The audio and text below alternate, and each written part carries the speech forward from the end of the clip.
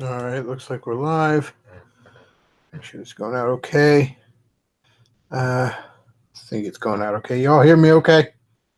Um, so, so, I got home a few hours ago. I got done with jury duty. I got done with the trial, whole 9 yards. Um,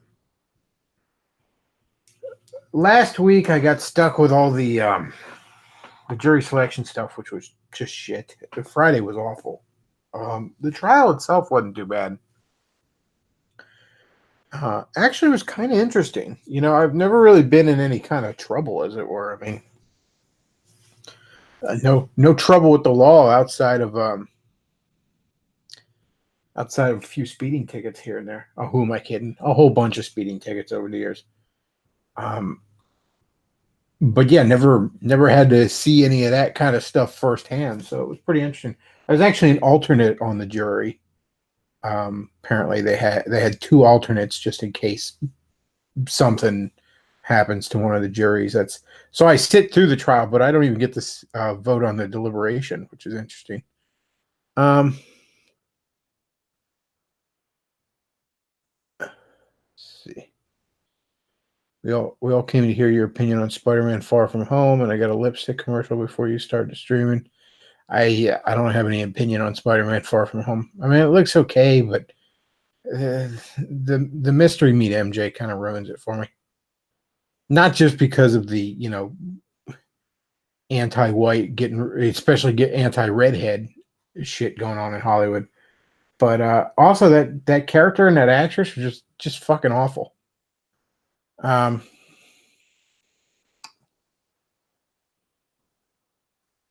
but yeah, anyway, so the case, I wasn't allowed to talk about it when it was going on, but it's not going on anymore, so I can talk about all the fuck I want.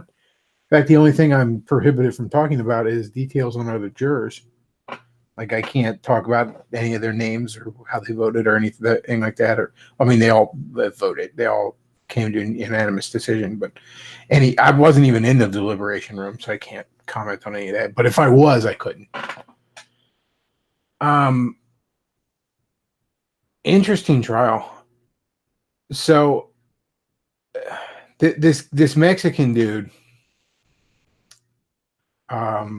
this was his fourth time being illegally detained in the U.S. He had been deported three previous times. And so this time, instead of just catch and release, send him back, they decided they were going to charge him. They were going to put him on trial for it. He was pleading not guilty, and the reason being when he took the stand, and he didn't speak like a word of English, as far as I could tell, but they had interpreters and all. He spins this big, long horseshit narrative about last time he went back. He fell in with a bad group of guys, and he thought these guys were going to kill him.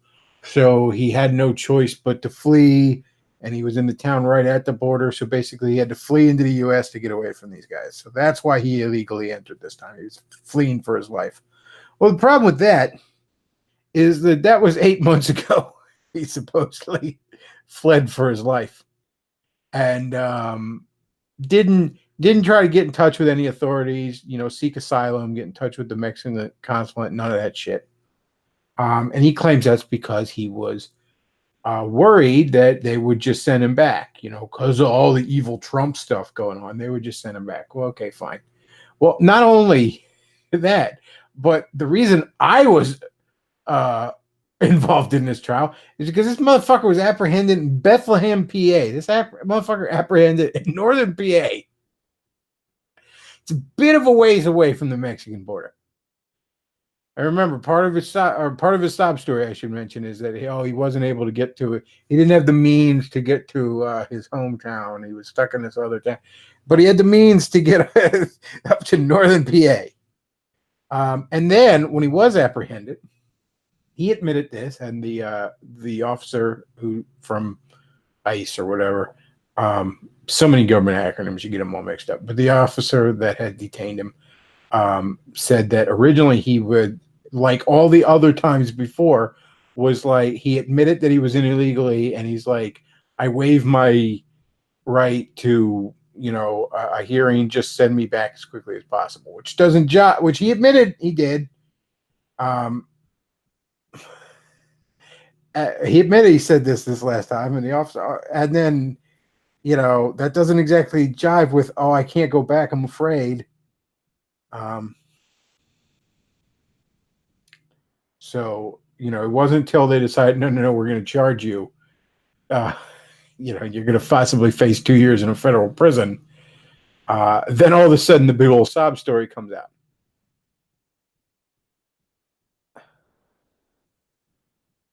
So,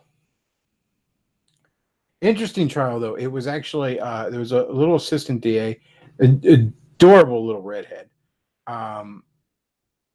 And I assure you that even though I didn't get to deliberate, that would have had no bearing on my decision. But this was her first trial, and she was brutal. She was fucking ruthless, and just like I don't know how to describe it. Not like mean, not like nasty or shrill, but just cold and meticulous. She called witness after witness after witness that dealt with all the times this guy had been deported, from 2008, 2011, 2017, and now here again when he was detained in 2018. She brought witness after witness. She went over form after form that this guy signed, line by line, going over these forms. She is meticulously proving and documenting all the times. Like, she's going over and just meticulously proving things that he's not even disputing. Like, he's not even arguing. His attorney isn't even arguing these things, and she is still just brutally efficient. So it says Bechtloff getting a massive chubby. I gotta say, she was quite lovely. And she was there with I guess she was an assistant DA. She was there with a regular DA, which was basically acting as her training wheels. This was her first actual trial. So she would just kind of consult with her boss a little bit, but I mean, she was doing all the heavy lifting, as it were. And like I said, just brutal, just absolutely brutal.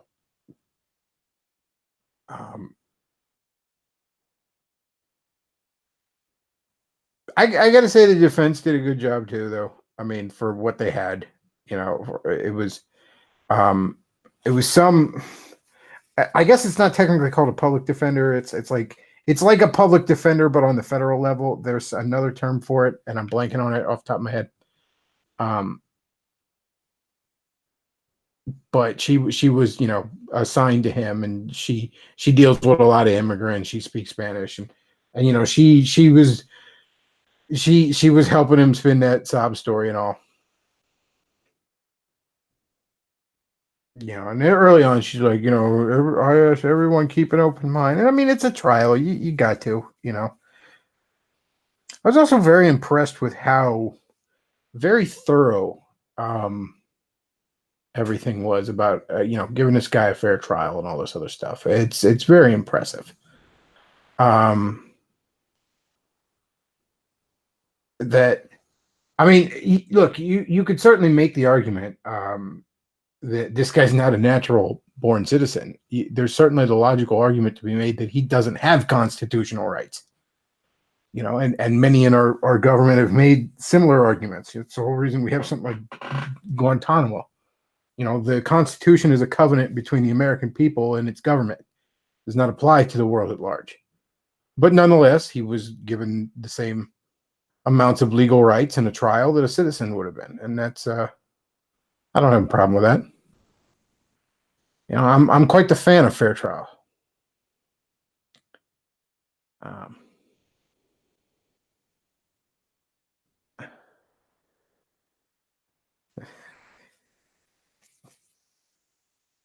I mean, there's a lot of countries, you enter illegally, certainly 4 times, they'll fucking shoot you. There's not going to be any questions asked. Jack the Bong Ripper says Bechtloff was fantasizing that she was cross-examining the witness in a dominatrix outfit. Well, of course not. I was focusing on the details of the trial, okay?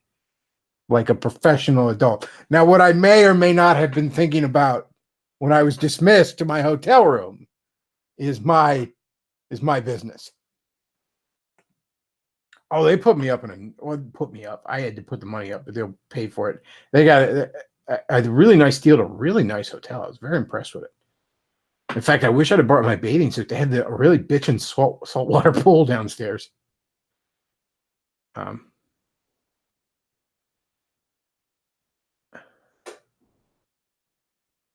he says, yeah, there's nations that make you prove your innocence. America's system could be much worse. Oh yeah, I mean, look, there's no pleasant way to deal with being on trial or something. But if you have to be on trial, this would be the country you want to be on trial in. I was kind of surprised. Again, I didn't get to sit in on the actual deliberation, being an alternate. Once I sat with the jury on everything else, being the other alternate. And I was dismissed into the same jury room, all that other stuff. But once it came time to actually deliberate, the mini alternate were kind of just dismissed out into the hallway for a while, but it took them 20 minutes, and I was a little surprised. I thought they wouldn't even sit down. Like, I would have imagined it was as clear cut as I would have just, before I even sat down, like, is anybody got any doubt here, or can we just go right back out? But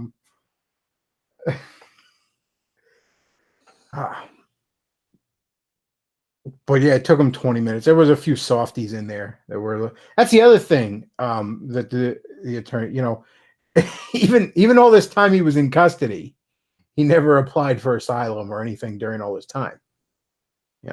And hey, if he doesn't want to go back, well, okay, fine. You can spend 2 years in a federal prison. Not the nicest place to be in the world, but might be a little safer.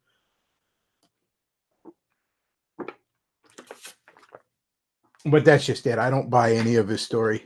I really didn't buy any of it. It all seemed extremely convenient, extremely contrived. That not a hint of any of this until he was brought to trial. So it just didn't hold any water.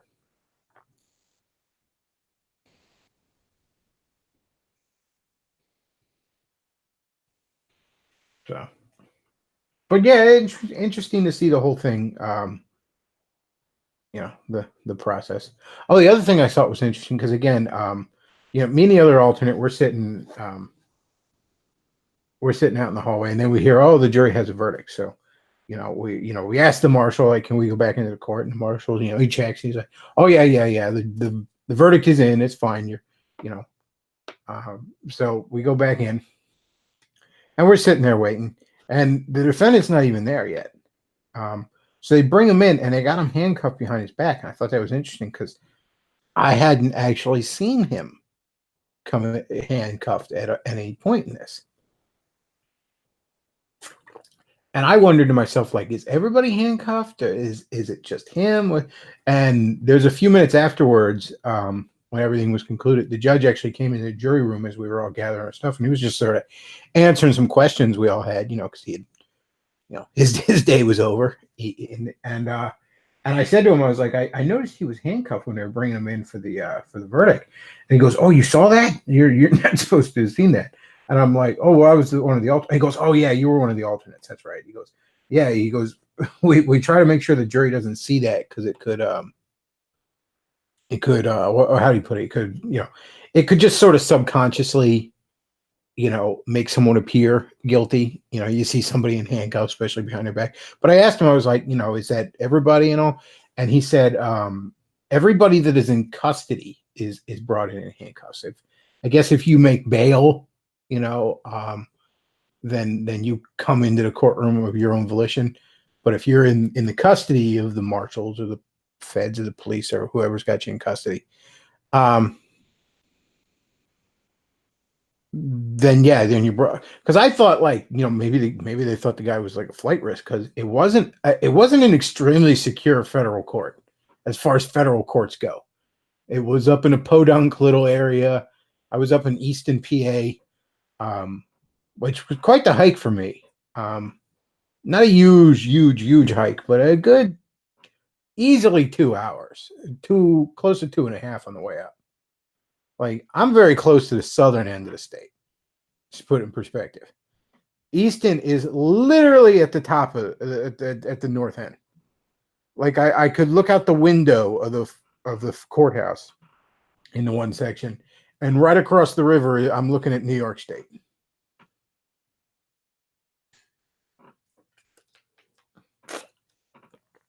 But yeah, just little things like that. Or just it's the kind of thing. It's just a really interesting experience. I have to say, the jury selection process was a monumental pain in my dick. That was fucking brutal. That was just completely having my time disrespected. You know, I'm originally told I'm going to come in Wednesday, and then I call them for final instructions Tuesday night, and they say, "Oh, don't bother coming in Wednesday, but we might need you Thursday, so call Wednesday night." No, call Wednesday night. No, don't bother coming in Thursday. Well, we might need you Friday. Call Thursday night. Call Thursday night. You got to come in. Like I sure do love jerking my boss around as I'm getting jerked around. Oh, and that fucking jury selection in Philly Friday when I was in the jury selection room, it was so fucking cold in that building.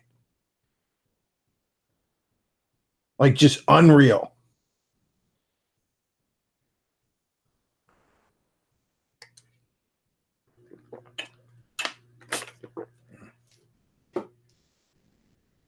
But yeah, interesting stuff. It's an interesting experience.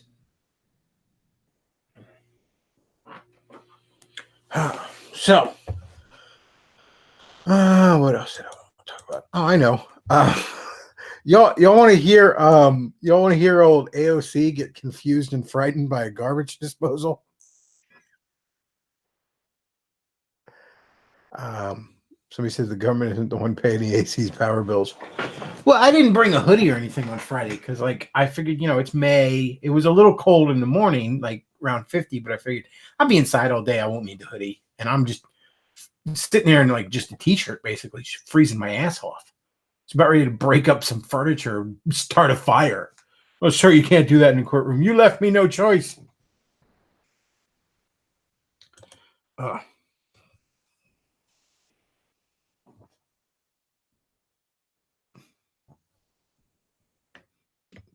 So let's listen to AOC. She's on Instagram like all the time. Good old Alexandria Ocasio-Cortez.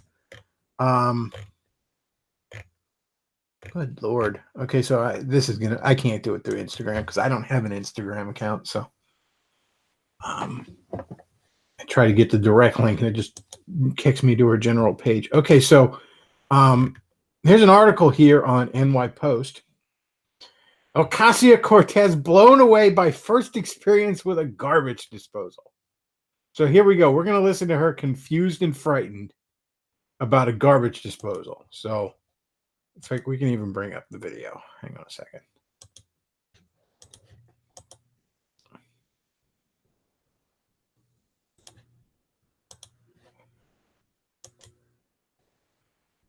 And boom, we're going to screen share.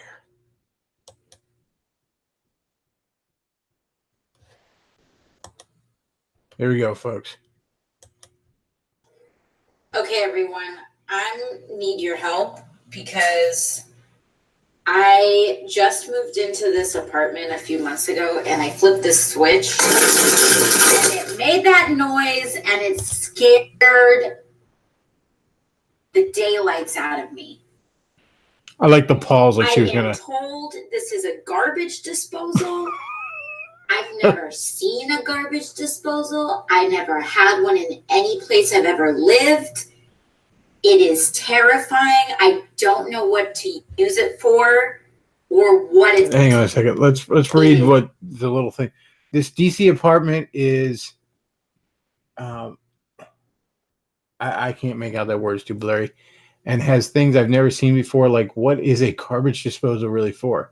Is it better or worse than throwing something in the garbage? More importantly, why is it so loud and yelling at me? It's terrifying. I don't know what to use it for or what its purpose is.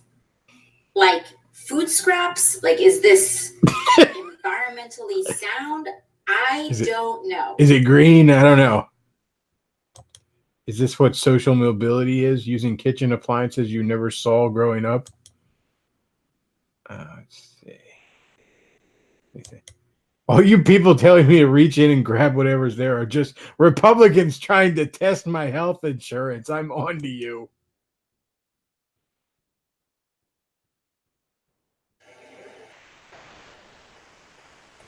I think there's broken glass in there. I haven't broken any glasses that I recall, so maybe this was like this. Boo! No, I'm just kidding. I think there's a piece of glass down there. She's so stupid.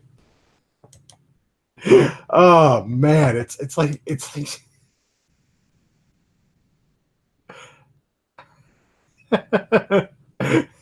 it is terrifying. Damn you, Chunk Yu-Gi-Oh! You inflicted this upon us.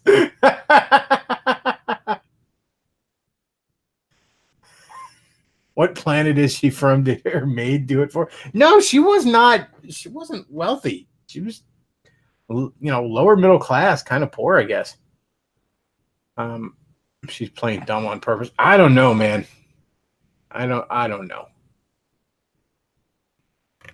Dumb isn't even the word. It's just like, just no life experience at all. Literally shaking. Yes, indeed. Literally shaking. So it says, of course, she's useless in the kitchen. Can't argue with that. Can't argue with that at all. So I saw Endgame on Sunday. Sunday I was able to finally see it. Pretty damn good. I enjoyed it a lot. Captain Marvel was thankfully not in it a great deal and not overly obnoxious when she was.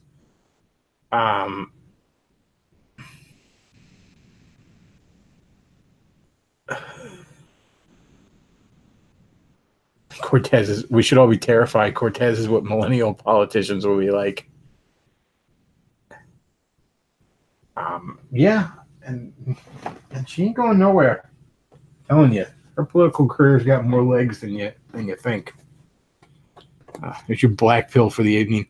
But yeah, Captain Marvel wasn't in a great deal and was not as obnoxious as she could be when she wasn't it. So to spoil it, if you don't want spoilers, then just turn this off now.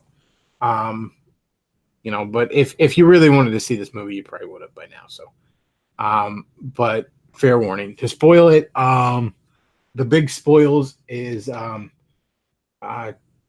Robert Downey Jr. and Chris Evans. They are apparently out.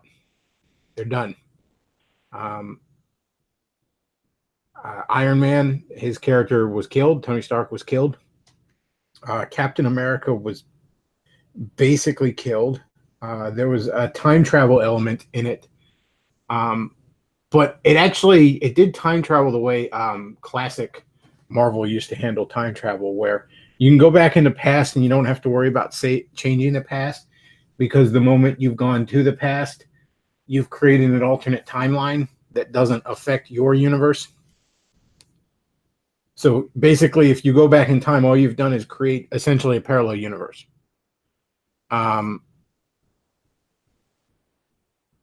So there was a lot of interaction, direct interactions with past elements. But the way Chris Evans' character is out, the Infinity Stones were destroyed by Thanos after he did his thing. He then destroyed them so no one could undo it. Smart move. So the Avengers figure out, well, we're going to go back in time and get all the stones and come back to the present and use the stones and then send the stones back to where we got them, so that those now alternate timelines aren't screwed out of not having the stones. So Captain America returns all the stones and basically then goes back in time and lives a full life with his old girlfriend in an alternate timeline, and returns as an old man and hands over the shield to Falcon and retires and all that other stuff. So he's out too. So that's the end of that.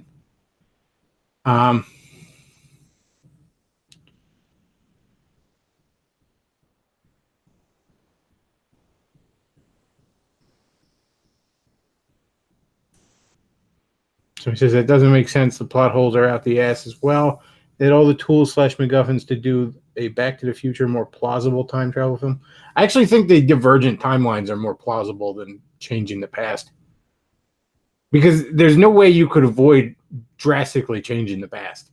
Even going back a few years, the most minor interactions would drastically change the course of events.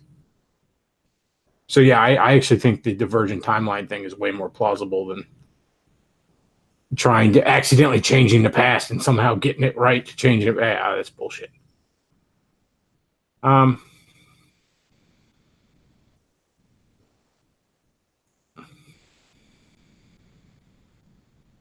Bechtloff goes and sees Endgame, but not Shazam. Shazam's not in the theater anymore. I didn't get around to seeing Shazam, and Shazam's not in the theater. Plus, Endgame's the kind of thing where I didn't really want it spoiled. I wanted to try and avoid spoilers. But there aren't a whole lot of people just posting fucking Shazam spoilers all over the place. So,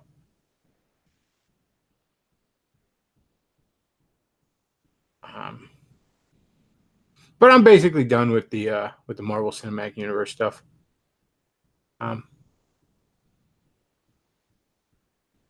Somebody says the non-divergent timeline shenanigans kind of dampened the finale of the Orville for me. Yeah, I was sort of excited on the first part of that time travel thing. On the Orville that they didn't keep with the divergent timeline thing. Because first of all, that isn't explored enough in fiction. I like that idea. I think it's way more plausible. I think it's way more workable. I realize it doesn't have the same dramatic effect of, oh, I accidentally fucked up the universe and I have to fix it. But like I said, it's way more plausible and it's not used as much. I would have kind of preferred it on the Orville if they'd have kept the younger Kelly around for a while. I realize that might be a great deal to ask of the actress to have to play 2 roles now, but I don't know, maybe pay her a little more or something, but it would have been kind of cool.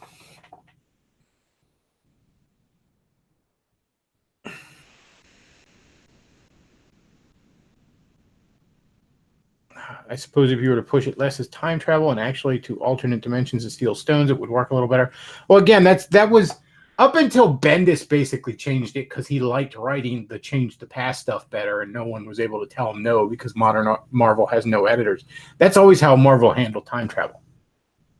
Like for decades and decades and decades, that's how they handled time travel. You went back in time; it didn't affect the past. You just created a divergent timeline.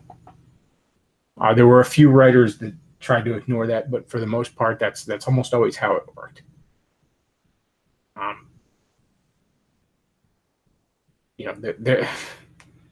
In fact, that's basically the origin of the multiverse in Marvel. Originally, there was one timeline, and eventually, time travel was created, and next thing you know, there's billions upon billions upon billions of divergent timelines.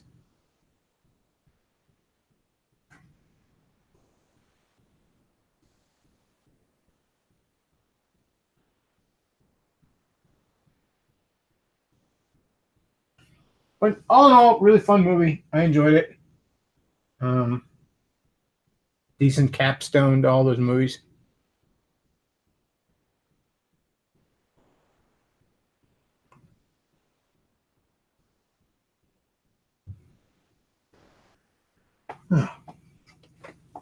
And to be honest, I mean, I'm kind of glad Chris Evans isn't in the role anymore. I mean, he did a great job, but he is just such an absolute shithead.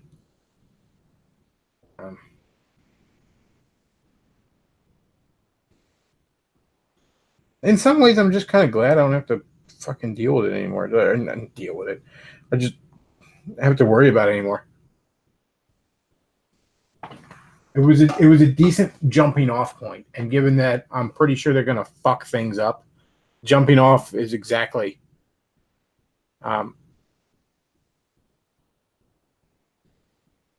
exactly what I want to do right now. The other thing I want to mention, Friday, and part of that was because I was pissy because the jury selection thing was, but I had the big old black pill stream, and it wasn't quite a black pill stream. It was just venting frustrations. And the biggest frustration isn't necessarily nothing getting done, although that's part of it when it comes to the political stuff. It's more just looking back at just who the hell I've had on my side, as it were. Who the hell, looking at the side I've been on and just kind of looking at just the shitty people around it. That was the thing I was just really frustrated and disillusioned with, you know?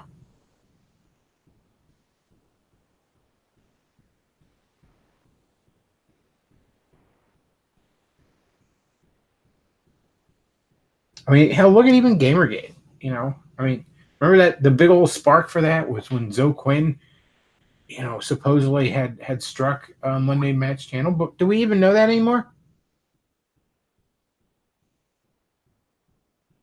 Do we even know that anymore?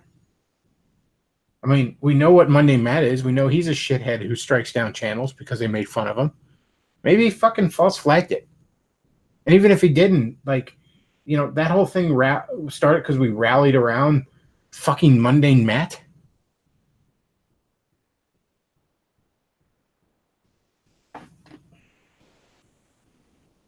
Hell, during that whole fucking shitstorm of a thing, I helped encourage people to donate to a fucking scam. Like I said, it was frustrating. That's all. It's just disillusioned with it all.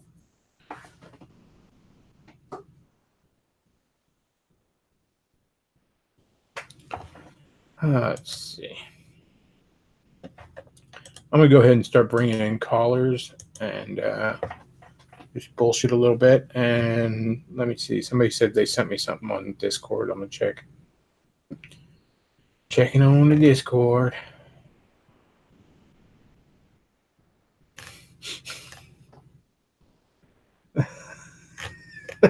Somebody sent me some Uncle Ruckus there. Okay. All right. Let's go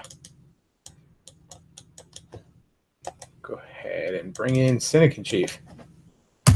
If I'm taking callers, I suppose I should put my headphones in just so I don't have some Davis Arini style audio. Getting that Burger King microphone audio. Burger King drive-through audio. That's all right. Let's see what's going on in the chat.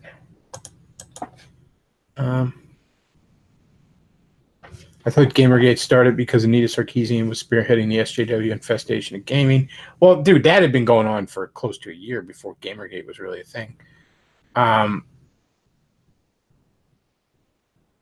But no, what sparked Gamergate was what at the time it was even just called the Quinspiracy, but that was the big Archduke moment of World War I. There was when, you know, that weekend when the story of Zoe Quinn blowing the Five Guys to get good reviews on her shitty game broke, and then Mundane Matt did a video on it, and she struck down Mundane Matt's video with a copyright strike. Still say Five Guys should have given her a bit of a kickback from all the business they received.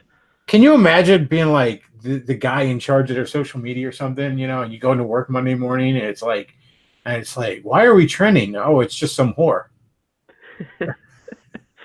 New spokesperson for Five Guys, burger and fries. Oh, I have to admit, it did make me want to get some Five Guys. I mean, she did have a big mouth, so you could fit one of those burgers in there. I wonder how many guys at DC Comics whose dick she had to suck to get that fucking comic book in Vertigo that doesn't sell. Oh, that got canceled. It's canceled already. Oh yeah, they canceled it. I think after the first issue, it sold so poorly they just outright canceled it. Oh Lord, that's a good game there, Zoe. Good game. Oh, that comic was atrocious. I saw a little bit of it.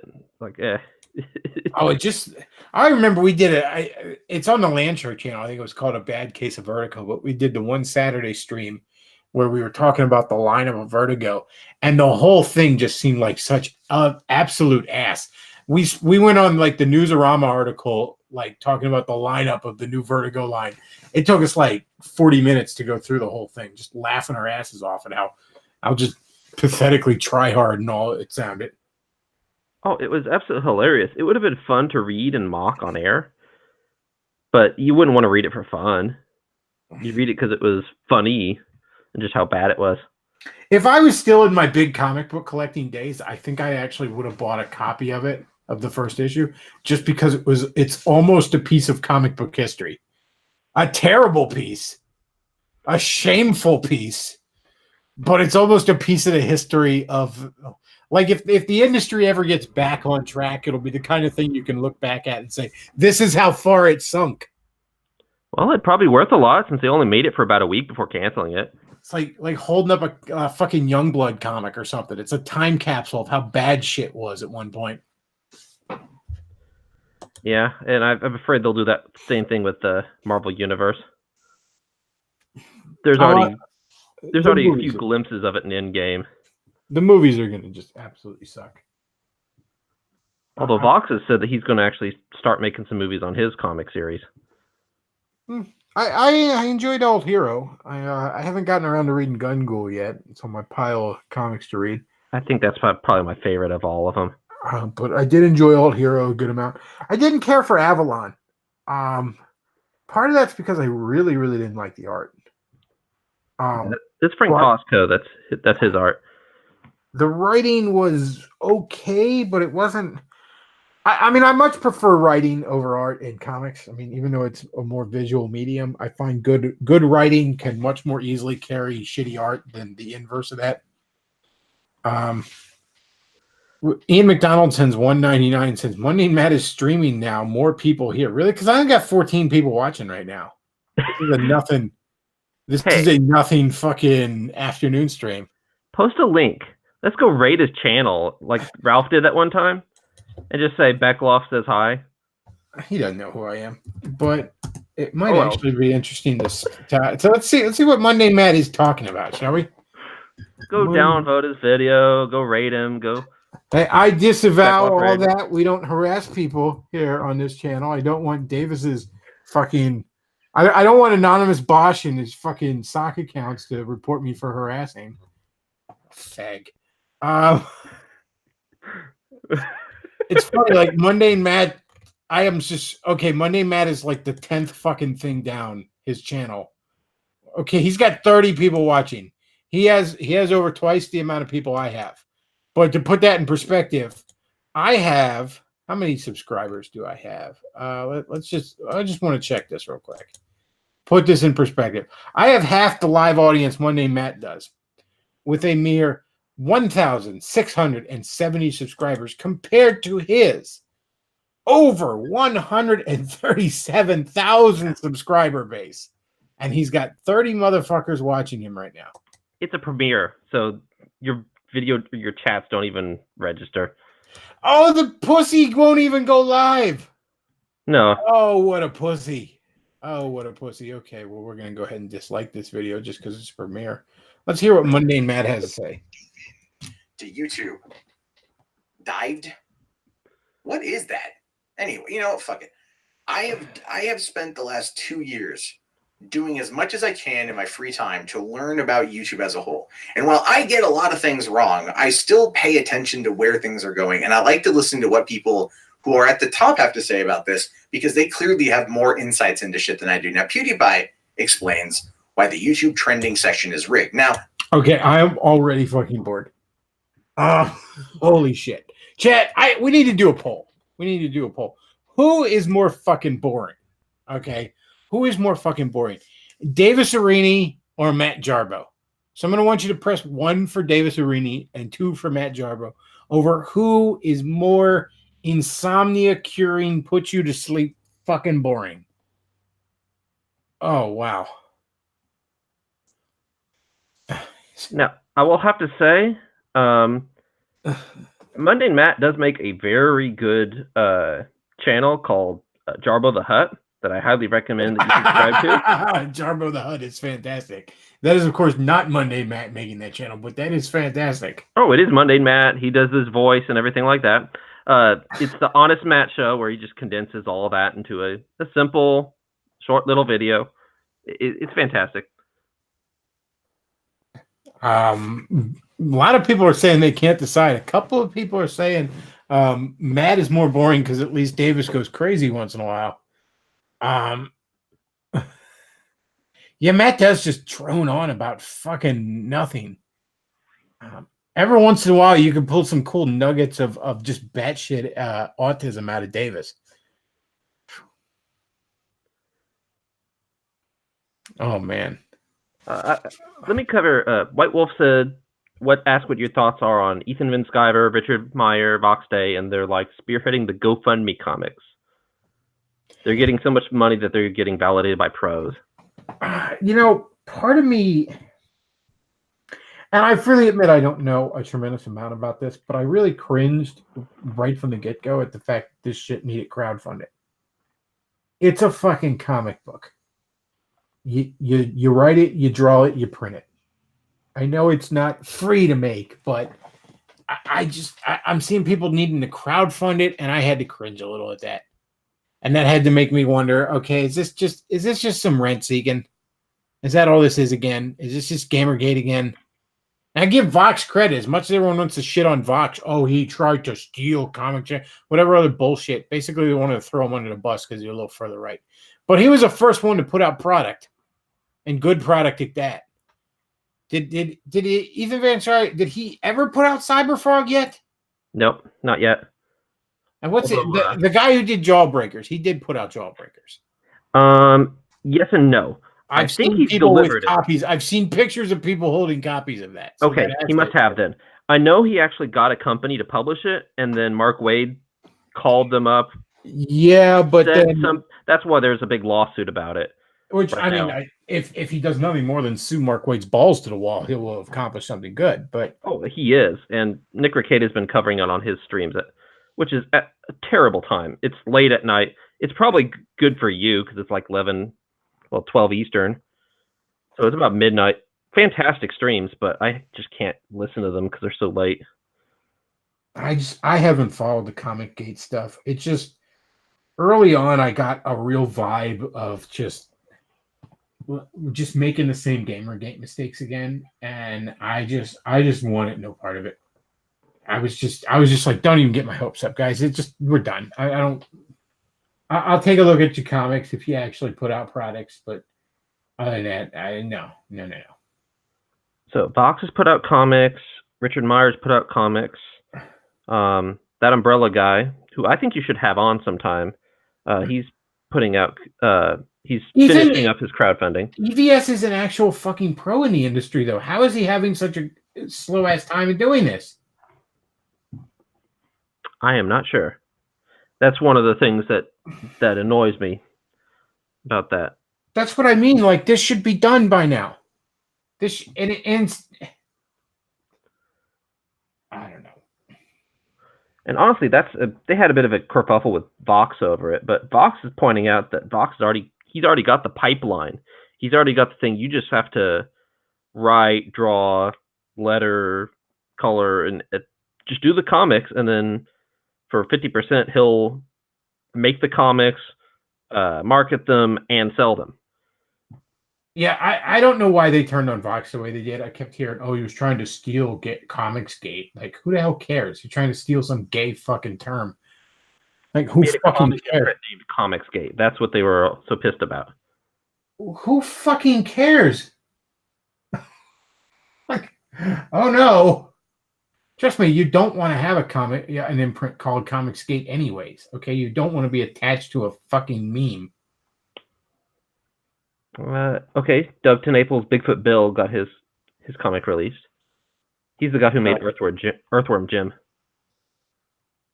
Yeah, I saw. I saw that they actually got a new Earthworm Jim game crowdfunded. Apparently. Well, in defense of crowdfunding, Vox explained it like this.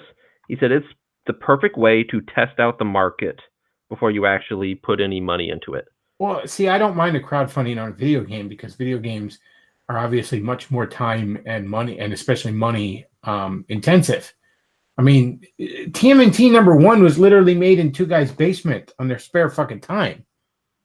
I mean, making a comic book isn't that big of a fucking endeavor. Okay, White Wolf says that apparently Cyberfrog's coming in July, and EVS has got to deal with IDW. Well, that's interesting. Lord knows IDW could use it. That's why I wanted you to have Tug on, because he actually had a lot of the. I think I posted it in the Discord. He actually went into detail about what happened to IDW and why it lost so much money, and how they made a comic that ended up getting canceled just after it had been made, before it even hit the market. I said they got all these impressive licenses, but sometimes companies can be paying too much for those licenses, and that kills them. Oh, this wasn't it. They just made some absolutely horrendous management decisions and comic decisions. Well, I've seen some of what they've done that was just absolute mismanagement of these licenses. I mean, from what I understand, G.I. Joe fans are very, very not happy with what's going on with that. I know for a while they were making a Ghostbusters comic based on the Answer the Call universe, as it's called, the shitty reboot, and not the regular universe. So just dumb little decisions like that, just gonna piss people off.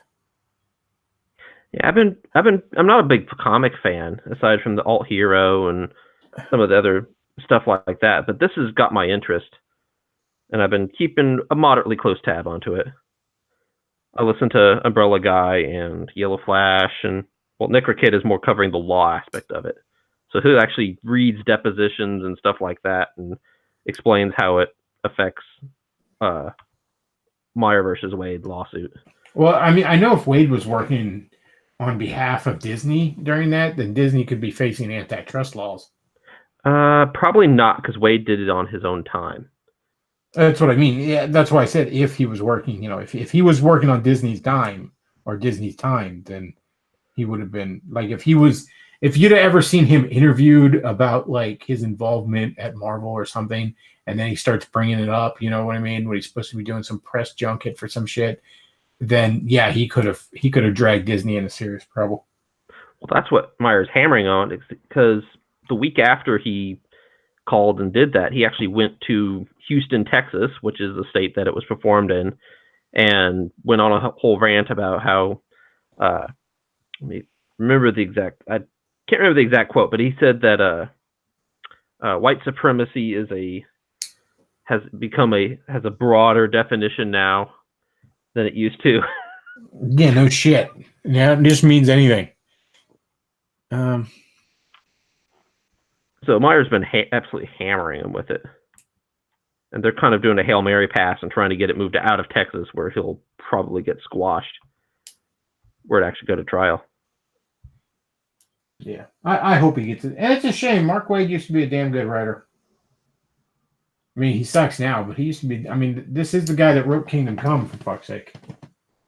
Well, you have to, like Chris Evans, you have to separate the Captain America, what he acts and his skill versus the fact that he's a scumbag. Well, the thing about it is Mark Waid, I said, used to be a good writer. He's not good now. That's what I've noticed with a lot of these guys. When they go this far, it's different for an actor, because an actor is basically just a puppet. Fake an appropriate emotion and read lines that are written for you. But for a writer that has to be so much more creative, you go down this SJW rabbit hole, you're really going to lose your touch. Yeah, SJW kills whatever it touches. And it's sad, because there's a lot of good people out there who are talented, who are SJWs, and then you get even people like Brie Larson or Chris Evans, or I'm sure there's a number of other SJWs that I just don't know about, who I like their acting, I like their skills, I like the video games that they make. But then they start shoving this SJW pause into it, and it's utter trash.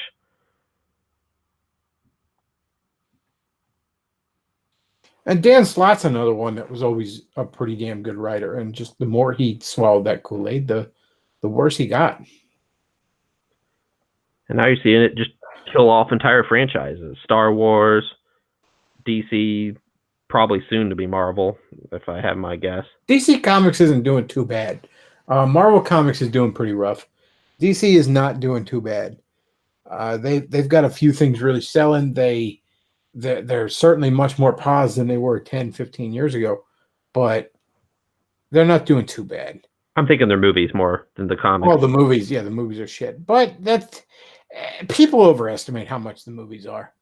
Like the movies are a flash in the pan. Like, yeah, okay, they make a bunch of money in like one chunk, and then maybe you get a sequel. But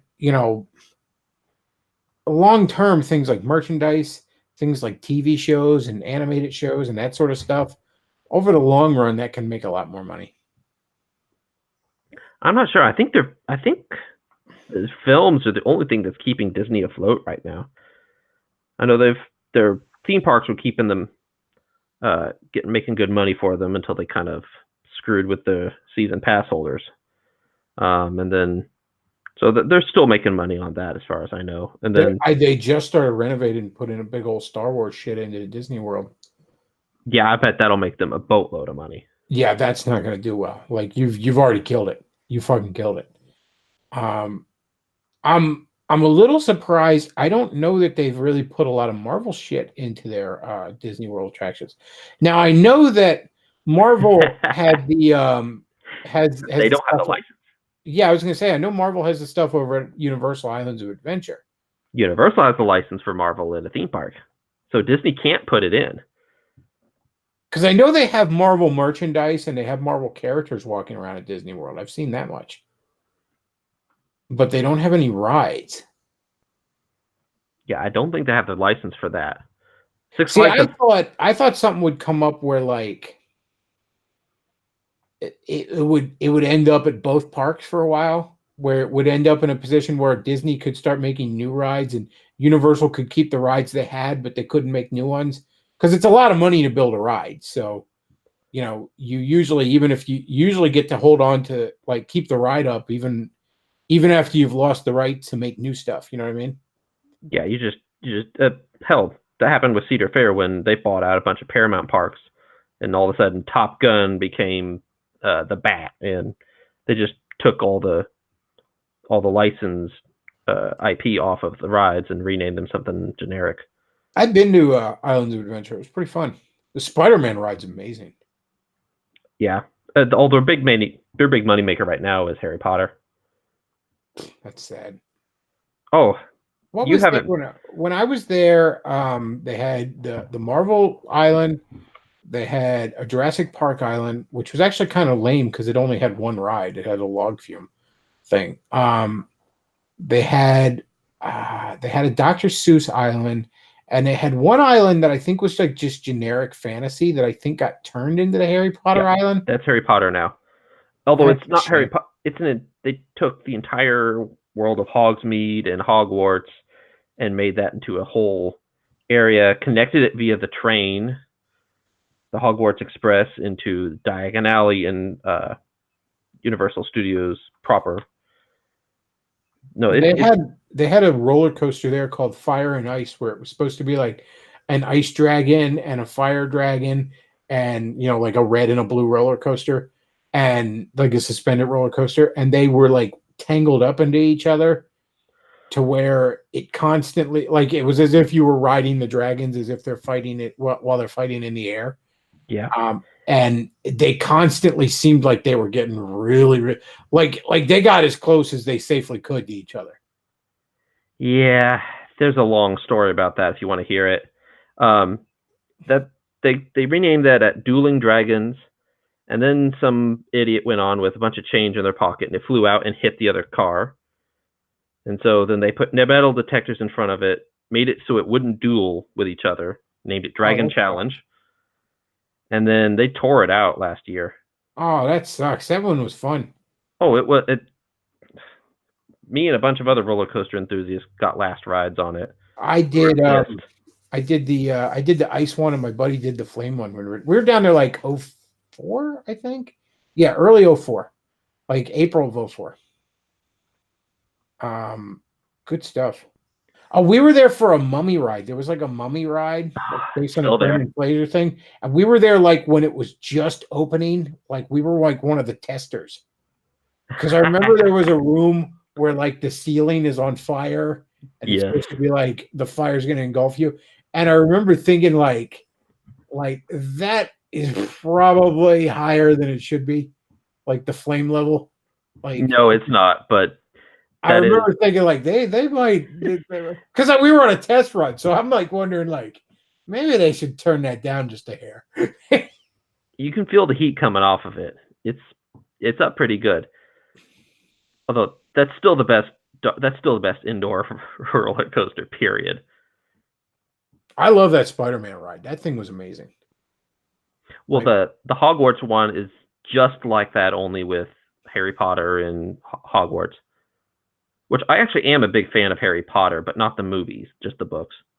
I've only seen the movies. I like the movies are the kind of thing where it's like I almost put them in the same category as Avatar, where it's like just very disposable popcorn flicks. Like I watched them all and I enjoyed them, and then I never really thought about them again. If it weren't for all these liberals constantly using Harry Potter as like some sort of like the ultimate analogy for every political thing, I would probably almost never think of Harry Potter. And see, I came in with the books, actually the audiobooks. I didn't even read the books. I just listened to audiobooks. And you'll like it. It's a good story, and she goes into a lot of detail. This was before she started introducing all kinds of pause into it. But if you just listen to audiobook series and it's good, then don't watch her on Twitter. Don't listen to her at conventions where she starts saying, "Oh, Dumbledore's gay and had a gay relationship with this guy," and she's introduced a lot of pause, but indirectly, not via the books. What the hell else was out there? Oh, there was a Ghostbusters versus Beetlejuice live show, but I didn't get to see it because we went on Sunday, and that was the one day they didn't have it going on. I remember thinking it sounded awesome. I think that's a Blue Man Group now. Oh, that sucks. We did some of the old ones, like some of the last years they were there. Like we were, like the Back to the Future ride's gone now. We did that one. I think the Jaws ride is even gone there now, and that's one of the OG ones. Yeah, I haven't been back since they tore out the Dragon Challenge. That was We did the Earthquake one, and that's an old OG one in there too. I think that got changed into a Jimmy Fallon ride, which was terrible. Well, Jimmy Fallon is fucking terrible. I mean, I wouldn't mind a ride where I get to watch Jimmy Fallon die in an earthquake. That would be nice. But just every ride, Jimmy Fallon dies. That should be just a recurring thing. You're on the Spider-Man ride, fucking Dr. Octopus just impales him on one of the robot tentacles. And he used to be good. You're on the Harry Potter ride, one of the Death Eaters eats him. Just every ride. You're on a Jurassic Park world, fucking raptors rip them to shreds. Just every ride, Jimmy Fallon dies. The Hulk ride, Hulk gives him a Hulk smash at the end. Yeah, Hulk just rips him in half like a fucking phone book. That's the best ride there right now. Is the Hulk just ride. grabs one leg in each hand and just rip. He says like make a wish, like a wishbone, rips him in half.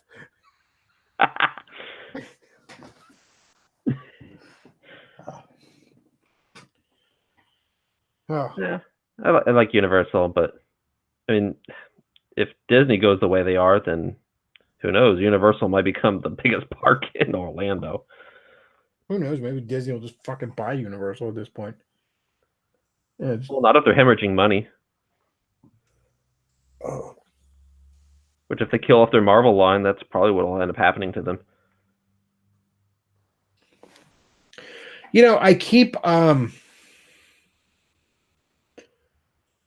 thinking that you kept hearing rumors like Disney was going to clean house at Marvel Comics, and it just never happened. But there was always these rumors, like, you know, these rumblings, and I always thought like there was somebody at Disney that really wanted to do it, but didn't want to make it look like that's what he was doing. You know what I mean? Like, really wanted to get rid of the pause without looking like that's what he was doing. But who knows? Maybe there was, and he got fired, but it just never came to fruition. Yeah, my guess is that they will begin influencing the movies now, and pull a Star Wars on them. Oh yeah, the movies are done. The movies are done. I'm done with them. Iron Man come back, but it will be, it'll be Ramadan Bamathon level Iron Man. Or Iron Woman. Someone says Jimmy Fallon Amish because Bechtloff hates him. Jimmy Fallon's fucking terrible. If you could quantify funny, he'd have a negative number. Ah, that guy's fucking terrible. Kind of wish Leno was back. Leno is funny, man. Hell, Leno should just do a YouTube channel. So he says Liz Vicious is back. Yeah, I covered that a while back. She's back to doing porn, and it's fucking sad. It's just sad. Like I thought that story had a happy ending, and I was much more happier believing that lie. And she's apparently dumb as a fucking brick. She's on like Twitter and Gab. And I didn't believe it for the longest time because there was a lot of people that faked Liz Vicious social media accounts back when she went dark, try and scam people of money or who the fuck knows what else. But no, that's her. She's back and she's retarded. What do you expect from a porn star? I guess. They don't age well and they're dumb as a box of rocks. She's not a bad looking woman for being easily in her 30s. She's not porn material anymore. I don't know why she thinks she is.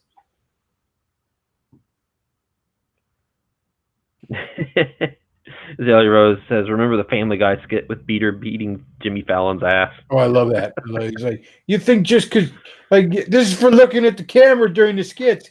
You think just because Carol Burnett did it, it's okay for you? You haven't earned what she's earned.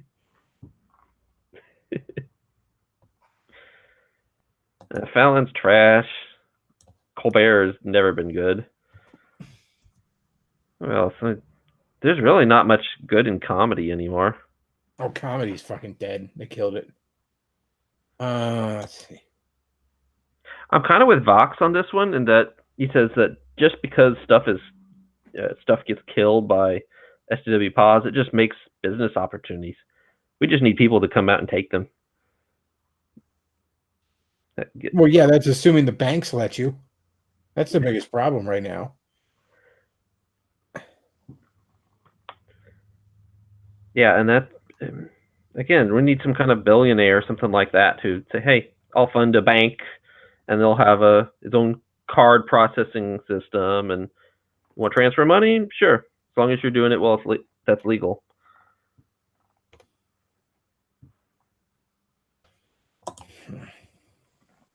Or just buy out another existing one like Discover.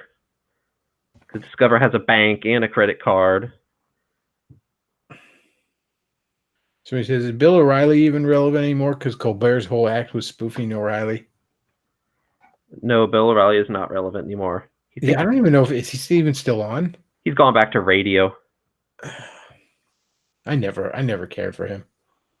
He writes a lot of boomer fucking bait books, like on history and shit that the boomers eat up. I don't think Bill needs to be relevant. I mean, he made so much freaking money back when he was on TV that this is kind of an early forced retirement for him. Yeah, and he didn't piss it all away like Beck. Oh, Beck. I don't think he even made that much money in the first place. Beck was raking in some money for a little while there. Well, when he was on Fox. Oh, even his radio show and when he first started the Blaze and all, there was a hot minute there where he was. It was like the Blood Sports guys. There was a hot minute where he was just raking it in, but boy, he couldn't hold on to it. Well, I think he saw into the best and just went nuts. Because he was onto the whole Soros stuff and linking people and linking all the kind of the dark cabalites behind the scenes before anybody was even aware of it. Well, even that, I mean, he was basically just cannibalizing Alex Jones's show, while at the same time shitting on Alex Jones. I mean, there were times you could actually like track it. Like his show on a Tuesday afternoon was Alex's show from Monday. Well, it worked for him. I mean, he made a boatload of money then, although it pissed off his masters and they got rid of him. He is pure fucking scum. Like that's one of those guys where you just like all the bad things in life should happen to you. Although, did you hear Movie Bob has been in the news a little bit? What did he do now? He's been donating to Mars Girls' GoFundMe campaign. Refresh my. What did Mars Girl do again? She used to be with Channel Awesome. Something about Vic. Yeah, but what did she do? What was she did something with Vic? She started the Kick Vic hashtag. And so she's probably on Vic's target list, not in the first round, but later on. And then she got pissed off at Yellow Flash because he was doing a monetized Mars Girl, where he had invited people to send memes on Twitter, and then they'd have a ranking, so people would vote on which memes they liked the best, and they'd laugh at them and rake in the super chats. And then I think they awarded something to the meme winner. And so she's actually trying to crowdfund a lawsuit against Yellow Flash. You can't sue. So she's gonna crowdfund a Maddox lawsuit. Yes. And Lord, what a fucking weebs. And the thing is that's where Movie Bob, he's donated $100 to her. I'm surprised he had $100 to donate. Oh, Movie Bob rakes in the money. I mean, he constantly gets fucked over because he doesn't pay his taxes, but he rakes in the money. I do love when a liberal is fucked by the tax man too. That's just delicious. You should be holding that. I mean, even I was a contractor. I was always holding back about 30% of my cash. Oh yeah, you got to, man. And the thing is, I made more in interest on that year than I actually paid in fines for not paying it during the quarterlies.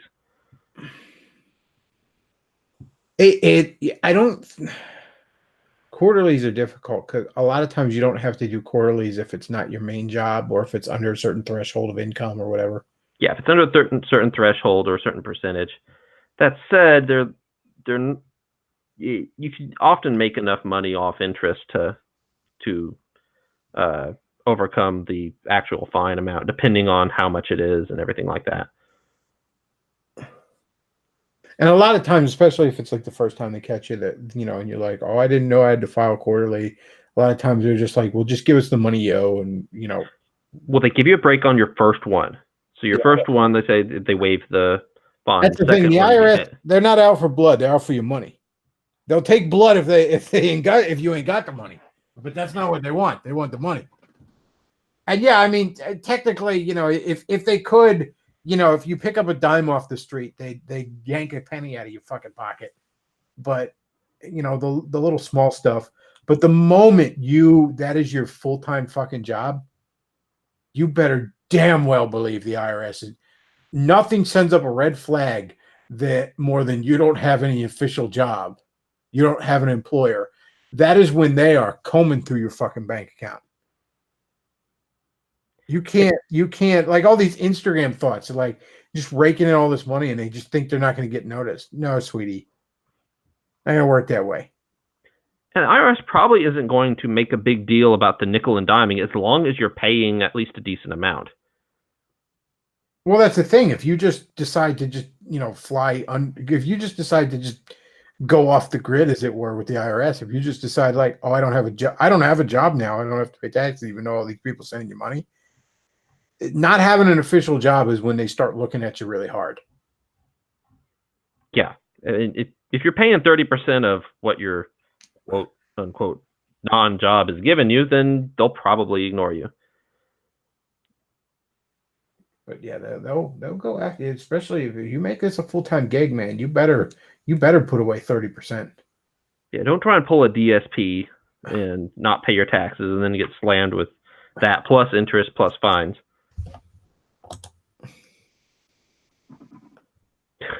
DSP. It says you cannot control the memes of production. Yeah. White Wolf says the Bechtloff movie Bob rakes in money like calories. He's gonna get fucked by your ass because he keeps pulling that shit over and over again, and he's gonna reach a point where his fans aren't gonna bail him out anymore. I don't know though. Who the fuck is dumb enough to still give money to Movie Bob in the first place? Why? I mean, is his reviews that good anymore? What floors me is there's still people out there donating to Spoonie. Like they must have just forgot. I'd say so. I mean, Spoonie has. The thing about Spoonie is he hasn't been making any content, so you're getting nothing for. Hell, even to defend Mundane Matt a little bit, at least he's making some kind of content, even if it's boring crap. He's got a work ethic. I mean, his work is garbage, but boy does he pump it out.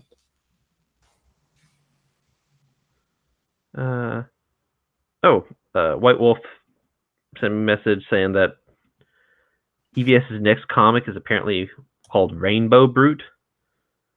That sounds gay.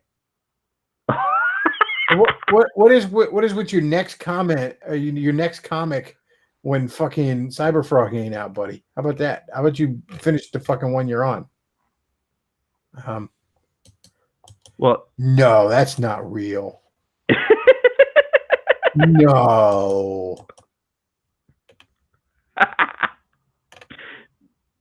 Did he send you the picture? Yeah, that's fucking funny, but no, because that's just the new She-Ra. That you can't just throw a copyrighted thing in there. I don't know. I don't know what that is. It's fucking funny though. Flubby wouldn't like it, but I'll screen share for a second here.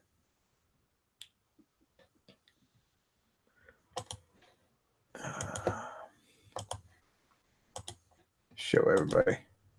I don't know if this is real or not. He just sent it to me. There you go, Rainbow Brute. A big Conan guy dressed like Rainbow Bright, cooking a unicorn head, hanging out with Twink She-Ra.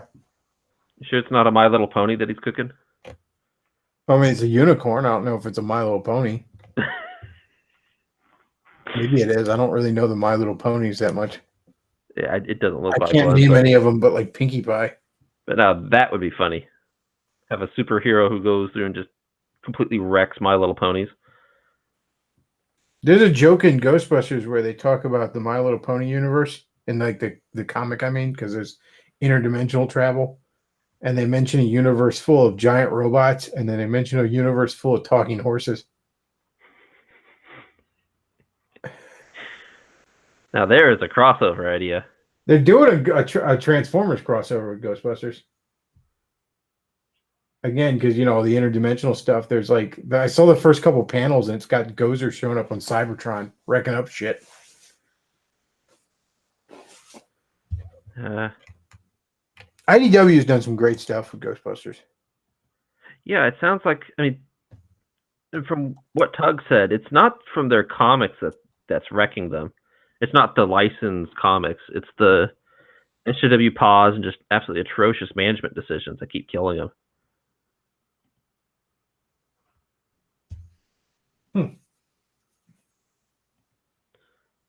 It sort of reminds me of the situation with Dreamwave back in the early 2000s. I don't know if you're familiar with that, but Dreamwave spun off of Image, and it was founded by the artist Pat Lee and his brother, I don't know, something Lee. I don't know what his name was off the top of my head, but they founded a comic company, and they had so many licenses. They had TMNT, they had Transformers, G.I. Joe, they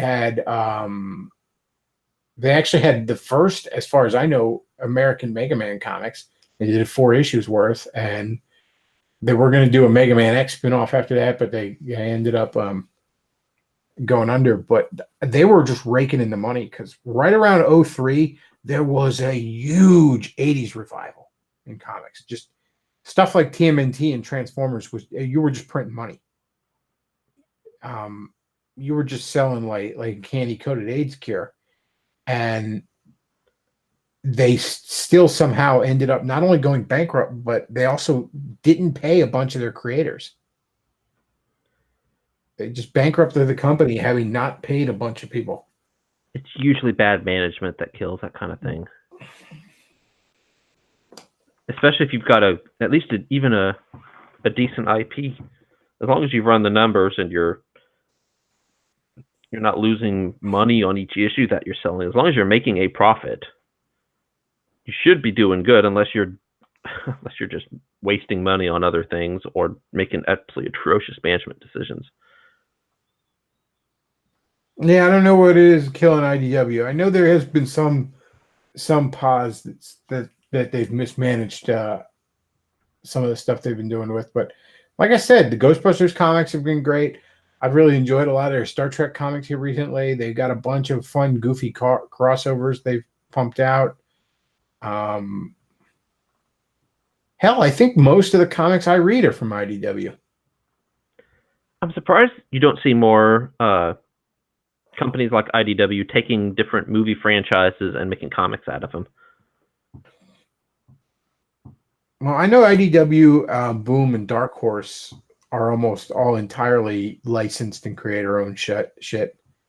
Like there's an Orville comic coming from Dark Horse here soon. Boom has a few notable licenses. They got the Power Rangers license that they've been doing good stuff with.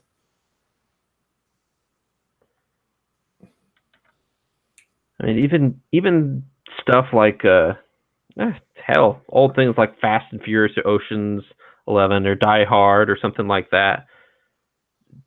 I'm sure there's people who've loved that who'd make some. That's absolute fodder for some good comics. I know IDW did a Back to the Future comic for a while. My buddy was a big Back to the Future fan. He said it was really good. A few years ago, like early 2010s, Boom put out a fantastic Hellraiser comic.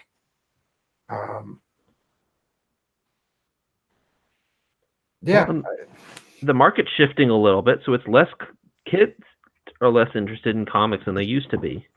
They're more interested in their video games. But you've got the young adults, teens, and people in their 20s and starting to get into their 30s who grew up on comics that are still buying them. Well, licensed comics have always done well. I mean, there's always going to be people that are really into some property, and they're going to want to see it expanded on. So I think there'd be a market for that, but maybe I'm overestimating the comics market. Just a year or so ago, that Dynamite put out a 5-issue Charlie's Angels comic based on the old 70s show, no less, and it was actually damn good. The other thing I think you're going to see is more people moving away from the comic shop and trying to sell them in bookstores. Vox has already said that his publisher actually has a deal with Barnes & Noble, and that you'd be able to order them at least in a Barnes & Noble store. Well, yeah, the trade paperbacks definitely sell well at the bookstores. I don't think you'll ever be able to get single issues to sell in bookstores again. But yeah, the trade paperbacks will always move in bookstores. And part of the problem is you've got so many different comics.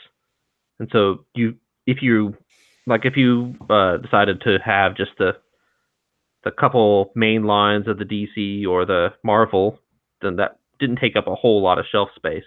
It was all the back issues and stuff like that took up the shelf space. But since nobody's really wanting to buy that much anymore, and you've got all this stuff from IDW and Dark Horse and...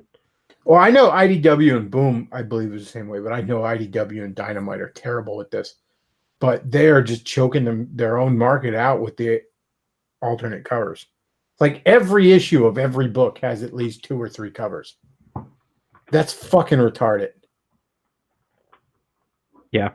And I could see you offering that to like devoted fans, or hell, like Vox does, where he actually has, I think he's got alternate covers, and then some of them he puts a gold star on it with a number for the people who actually pre-order or do the Kickstarter. So you get a collector's edition of it. For the most part, alternate covers should be saved for second printings.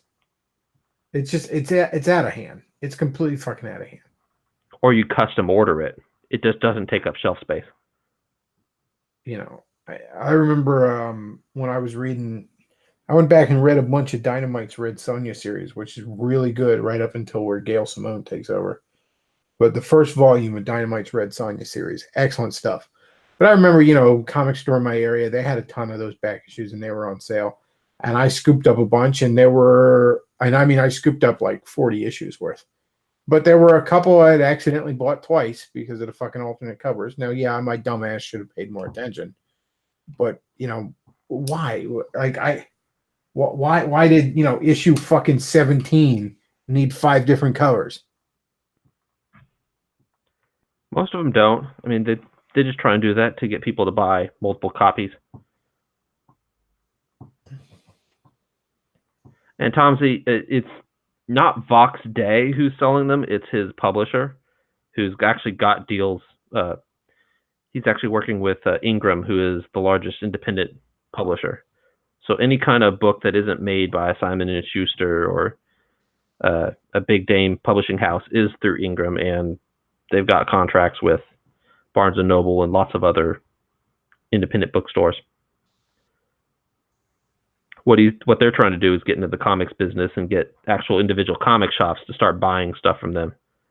It opens up two markets for them. One is selling individual comics to the comic shops, and the other is selling a lot of these, I guess, books based off of fantasy, like selling their fantasy series, selling books based on D&D and stuff like that to the comic shops as well.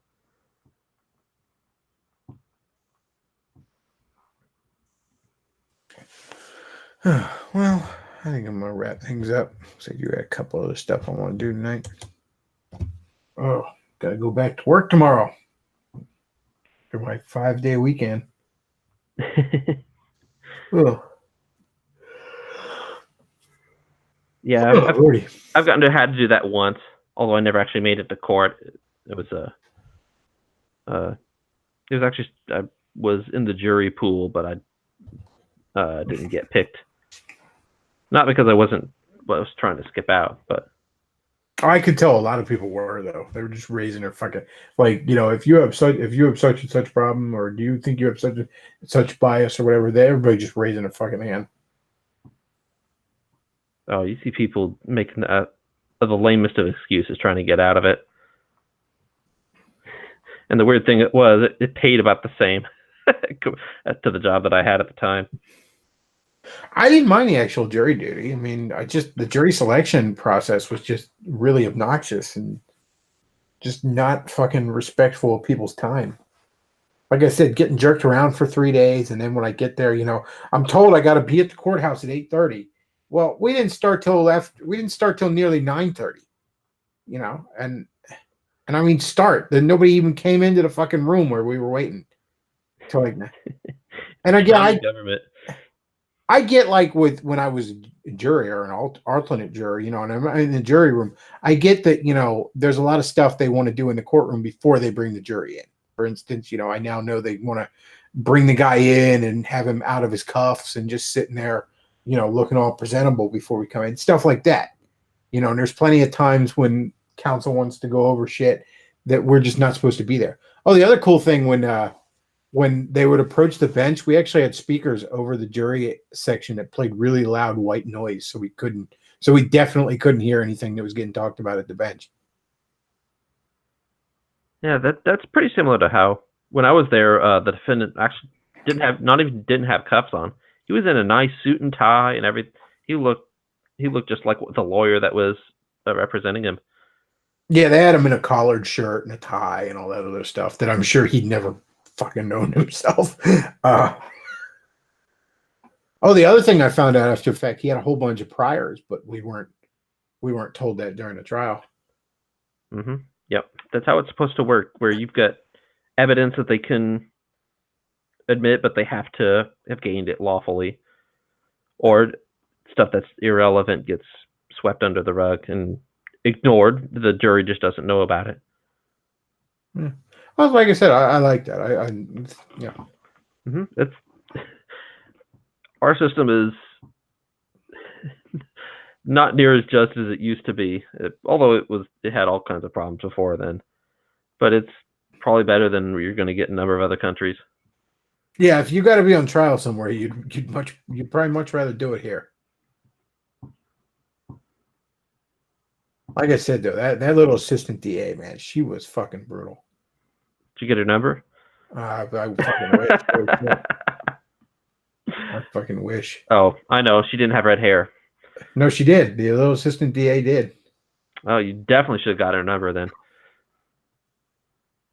Yeah, she was impressive. But of course, if I'd have been in the deliberation, that would not have colored my decision at all. I am professional. All right, I'm take it seriously, damn it. No, after it was done, go over and say, hey, here's my number. Give me a call sometime. Hey, you want to cross-examine me, sweetie?